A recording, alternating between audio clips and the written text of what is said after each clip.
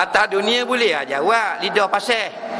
Kawan tengah cocok ni, heroin number 5. Kita tanya, brother, siapa Tuhan kamu? Allah lah ustaz, itu pun tak tahu ke? Dia boleh jawab tak? Boleh jawab. Atas dunia, bang. Tengah sting pay kuda, serak masuk. Nak, siapa Nabi kamu? Muhammad lah, bro. Nampak? Boleh jawab. Tu, jalan Piramli tau, tengah derah tau. Tiger beer, anchor beer. Tengah dia nak minum. Bah, relax je. Kiblat kita Mekah ke Tokyo? Mekah lah, bos. Faham? Semua orang boleh jawab.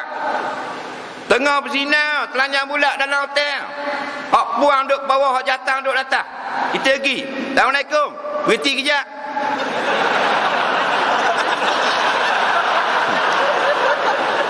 Berhenti kejap. Bukan nak kacau, berhenti kejap. Apa agamamu? Islam. Betul tak? Tapi masuk dalam kubur, amal yang menjawab. Sebab tu dengan amal kita tak ada nak jawab soalan kubur. Bang, kita kena berdoa, merintih kepada Allah supaya kasihan belah kepada kita. Mata kita tak banyak, kita syukur. Telinga tak banyak, kita syukur. Lepas tu kita tak dang. Banyakkan berdoa, minta kepada Allah. Kita tak layak. Jangan berasa baik ya. Siapa berasa baik, jahat. Tu je. Siapa berasa dia tak ada dosa, dia ahli dosa. Syaitan mari cocok kita.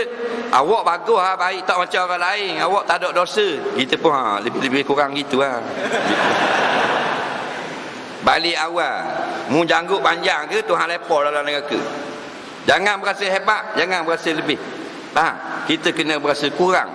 Berjihad, bersungguh-sungguh untuk taat perintah Allah.